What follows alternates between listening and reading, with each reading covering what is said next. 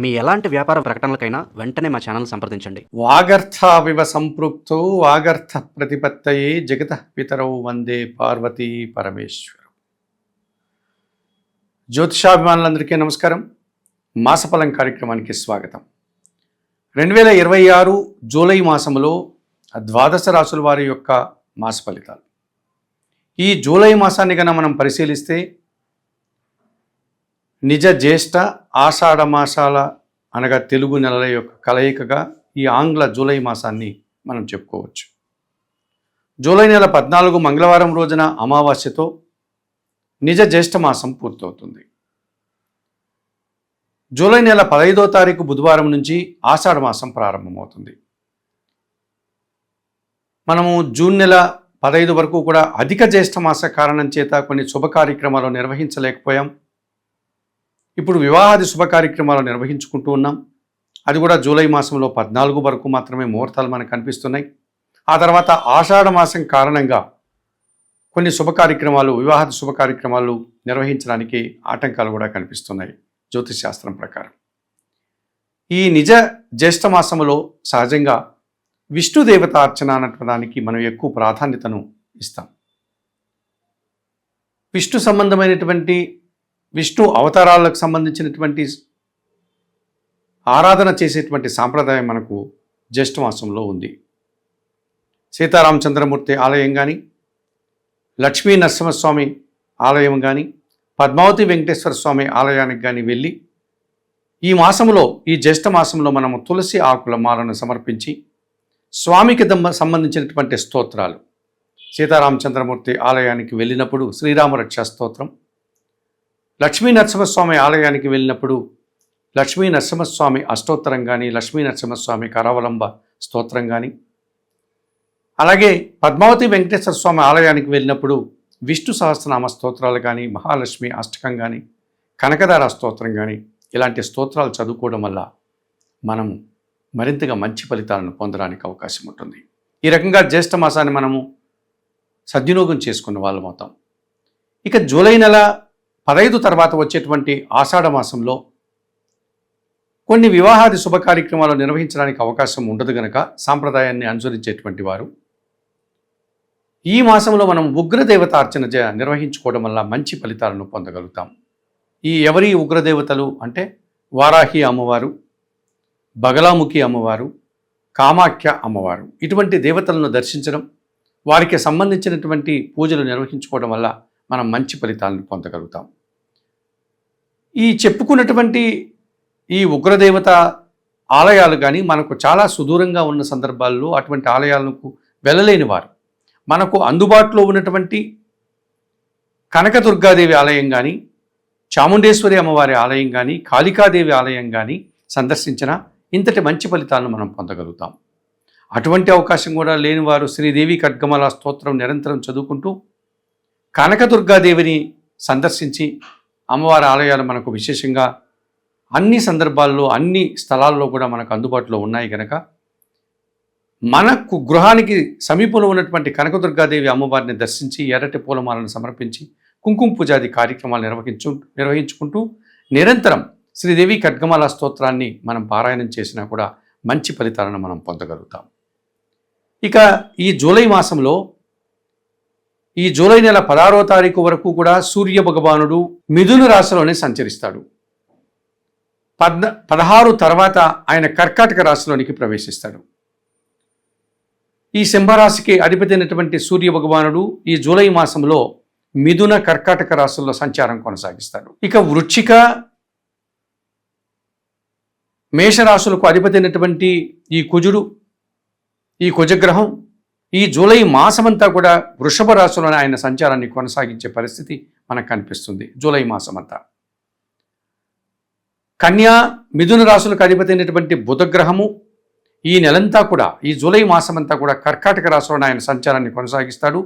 మొదటి వారంలో మాత్రమే ఆయన వక్రగతిలో కాస్త మిథున రాశి వైపు వెళ్ళి తిరిగి ఆయన కర్కాటక రాశిలోనే సంచారాన్ని కొనసాగిస్తాడు. ధనస్సు, మీనరాశులకు అధిపతి అయినటువంటి బృహస్పతి, గురువు ఈ జూలై మాసమంతా కూడా కర్కాటక రాశిలోనే ఉచ్చ స్థానంలో ఆయన సంచారాన్ని కొనసాగిస్తారు. అలాగే తుల వృషభ రాశులకు అధిపతి అయినటువంటి శుక్రుడు ఈ జూలై మాసమంతా సింహరాశులనే సంచారం కొనసాగిస్తాడు. మకర కుంభరాశులకి అధిపతి అయినటువంటి శని భగవానుడు ఎప్పటి నుంచో మీనరాశిలో సంచరిస్తున్నాడు. ఈ జూలై మాసంలో కూడా ఆయన సంచారం అలాగే ఉంటుంది.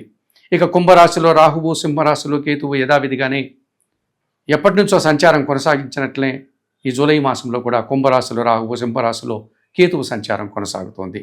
ఈ రకంగా ఈ జూలై మాసంలో గ్రహ సంచారము మనకు కనిపిస్తుంది. మిథున్ రాశి వారు 2026 జూలై మాసంలో మిథున రాశి వారికి 5 గ్రహాలు అనుకూలంగా సంచరిస్తున్నాయి. 60% శుభలితాలకు అవకాశం ఉంది. అలాగే 3 గ్రహాలు ప్రతికూలంగా సంచరిస్తూ 35 నుంచి 40% ప్రతికూల ఫలితాలు కూడా ఇస్తున్నాయి. మరి 2026 జూలై మాసంలో అనుకూల గ్రహాల యొక్క గమనాన్ని కన్నా పరిశీలిస్తే ఈ మిథున రాశి వారికి జన్మరాశ్యాధిపతి, చతుర్థాధిపతి అయినటువంటి బుధుడు ఈ నెలంతా కూడా ద్వితీయంలో కర్కాటక రాశిలో సంచరించడం వల్ల మీ మాటకు విలువ పెరుగుతుంది. స్థిరాస్తుల నుంచి లాభాలు అందుకుంటారు. కుటుంబం కోసం నూతన వస్తువులు కొనుగోలు చేస్తారు. వ్యాపారాభివృద్ధి, ఆర్థికాభివృద్ధి, బ్యాంకు లావాదేవీలు మీకు అనుకూలంగా ఉన్నాయి. ఎప్పటి నుంచో పెండింగ్లో ఉన్నటువంటి మీకు రావాల్సిన ఆదాయం చేతికొచ్చేటువంటి పరిస్థితి కూడా కనిపిస్తుంది. ఇక సప్తమ దశమాధిపతి అయినటువంటి గురువు ఈ నెలంతా ద్వితీయములో కర్కాటక రాశిలో సంచరించడం వల్ల మీ మాటల వల్ల చాలామంది వ్యక్తులు బాగుపడడం కానీ, మీ సూచనలు సలహాలు తీసుకొని వారు అభివృద్ధి పథంలో ముందుకు వెళ్ళేటువంటి వాతావరణం కనిపిస్తుంది. ఆ రకంగా మీ మాటకు విలువ పెరుగుతుంది. కుటుంబంలో సంతోషకర వాతావరణం కనిపిస్తుంది. విద్యార్థులకు మంచి ఫలితాలు వస్తాయి. ఉన్నత విద్యలు చదువుకోవడానికి ముందుకు వెళ్ళేటువంటి వాతావరణం ఉంది. జీవిత భాగస్వామి సహకారం బాగుంటుంది. జీవిత భాగస్వామి కూడా అభివృద్ధి పథంలో ముందుకు వెళ్తుంది. జన సంబంధాలు పెరుగుతాయి. సమాజంలో గౌరవ మర్యాదలు అందుకుంటారు. వృత్తి ఉద్యోగ వ్యాపారాల్లో బాగా రాణిస్తారు. ఇక పంచమ వ్యయాధిపతి అయినటువంటి శుక్రుడు ఈ నెలంతా తృతీయంలో సింహరాశిలో సంచరిస్తున్నాడు కనుక జన సహకారం బాగుంటుంది. ఆత్మీయ స్త్రీలతో కలిసి కొన్ని కార్యక్రమాలు ప్రారంభిస్తారు. వివాహాది శుభ కార్యక్రమాల్లో కీలకమైన వ్యక్తిగా పాల్గొంటారు. విందు వినోదాల్లో పాల్గొంటారు. వృత్తి ఉద్యోగ వ్యాపారాల్లో కూడా అభివృద్ధిని, ఆదాయాన్ని అందుకుంటారు. తృతీయంలో సింహరాశిలో కేతు సంచారం ఉంది. ఎప్పటి నుంచో ఈ జూలై మాసంలో కూడా కేతువు సింహరాశిలో సంచరించడం వల్ల మిథున రాశి వారికి అది తృతీయ భావం కావడం వల్ల జన సహకారం బాగుంటుంది. నిరాడంబరంగానే చాలా పనులు పూర్తి చేస్తారు. నిరాడంబరంగానే చాలా ఆదాయాలను, అభివృద్ధిని, అవకాశాలను అందిపుచ్చుకుంటారు. భగవంతుని ఆశీస్సులు కూడా అందుకుంటారు. అష్టమ భాగ్యాధిపతి అయినటువంటి శని భగవానుడు దశమములో మీనరాశిలో సంచరించడం వల్ల వృత్తి ఉద్యోగ వ్యాపారాలని సజావుగా సాగుతాయి.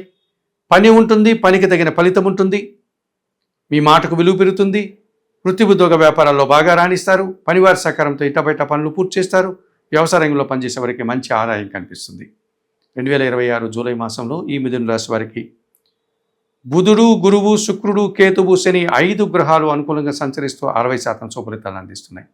అలాగే 2026 జూలై మాసంలో ప్రతికూలంగా సంచరించే గ్రహాలను కనుక పరిశీలిస్తే తృతీయాధిపతి అయినటువంటి సూర్య భగవానుడు ఈ నెలలో అనగా ఈ జూలై మాసంలో జన్మరాశిలో జూలై 16 వరకు మిథున రాశిలోనే, జూలై 16 తర్వాత ఈ సూర్య భగవానుడు మిథున రాశి వారికి ద్వితీయ భావమైనటువంటి కర్కాటక రాశిలో సంచరిస్తాడు. ఈ మిథున కర్కాటక రాశుల్లో అనగా జన్మ ద్వితీయ భావాల్లో రవి సంచారం వీరికి ప్రతికూల ఫలితాలను ఇస్తుంది. జన్మరాశిలో సంచరించేటువంటి సూర్య భగవానుడి కాలంలో మీకు స్థానచలనం కానీ, ఉద్యోగంలో మార్పులు కానీ, దూర ప్రయాణాలు కానీ చేయాల్సి ఉంటుంది. అధికారులతో మనస్పర్ధలు వస్తాయి. ద్వితీయ భావంలోనికి సూర్య భగవానుడు కర్కాటక రాశిలోనికి ప్రవేశించినప్పుడు మిథున రాశి వారు అధికారులతో మాట్లాడేటప్పుడు ఆలోచించి మాట్లాడండి. తండ్రితో మాట్లాడేటప్పుడు కూడా అభిప్రాయ భేదాలు లేకుండా మాట్లాడండి, లేకపోతే ఇబ్బందులు కొని తెచ్చుకుని వారు అవుతారు. ఇక షష్టమ లాభాధిపతి అయినటువంటి కుజుడు ఈ నెలంతా కూడా అనగా ఈ జూలై మాసం అంతా కూడా వ్యయములో వృషభ రాశిలోనే సంచరిస్తున్నాడు కనుక భూ సంబంధమైనటువంటి, వాహన సంబంధమైనటువంటి కార్యక్రమాల్లో పోటీ ప్రపంచంలో మీరు వెనకడుగు వేస్తారు. వాహన సమస్యలు అధికమవుతాయి, ఖర్చులు పెరిగిపోతాయి, భూ వివాదాలు చుట్టుమిడతాయి. అలాగే రియల్ ఎస్టేట్ రంగంలో కానీ లేకపోతే రవాణా రంగంలో పనిచేసే వారికి నష్టాలు వచ్చే పరిస్థితి కనిపిస్తుంది. భాగ్యములో కుంభరాశిలో రాహు సంచారం ఉంది. విదేశీ వ్యవహారాలు ప్రతికూలంగా ఉన్నాయి. దుబారా ఖర్చులు, దుబారా ఆలోచనలు, మోసపూరితమైనటువంటి వ్యక్తుల వల్ల నష్టపోయేటువంటి ప్రమాదం కూడా మీకు కనిపిస్తుంది. 2026 జూలై మాసంలో ఈ మిథున రాశి వారికి సూర్య భగవానుడు, కుజుడు, రాహువు ప్రతికూలంగా సంచరిస్తూ చిన్న చిన్న ఇబ్బందుల్ని, ఆటంకాలని ఇచ్చే వాతావరణం ఉంది. మరి 2026 జూలై మాసానికి గాను మిథున రాశి వారు భాగ్య రాహు దోషం నుంచి బయటపడడానికి కనకదుర్గాదేవిని దర్శించండి. శ్రీదేవి ఖడ్గమాల స్తోత్రం చదువుకోండి. ఎర్రటి పూలమాలను అమ్మవారికి సమర్పించండి. ఇక వ్యయములో కుజుడు సంచరిస్తున్నాడు కనుక మంగళవారం రోజు సుబ్రహ్మణ్య స్వామి దర్శనం, సుబ్రహ్మణ్య స్వామికి అర్చన కానీ అభిషేకం కానీ నిర్వర్తించండి. ఎర్రటి పూలను సమర్పించండి. సుబ్రహ్మణ్య భుజంగ స్తోత్రాన్ని నిత్యం చదువుకోండి. జన్మరాశిలోను ద్వితీయములో సంచరించే రవి దోషం నుంచి బయటపడడానికి ప్రతిరోజు ఉదయాన్నే సూర్యోదయానికి ముందే నిద్రలేసి స్నానాది కార్యక్రమాలు పూర్తి చేసుకొని ఉదయించే సూర్య భగవాన్ని దర్శించి నమస్కరించుకోండి. ప్రతిరోజు ఆదిత్య హృదయం పారాయణం చేయండి. 2026 జూలై మాసానికి గాను మిథున రాశి వారు గోధుమలు, మినుములు పేదవారికి దానం చేయడం వల్ల మరింతగా మంచి ఫలితాలను పొందగలుగుతారు.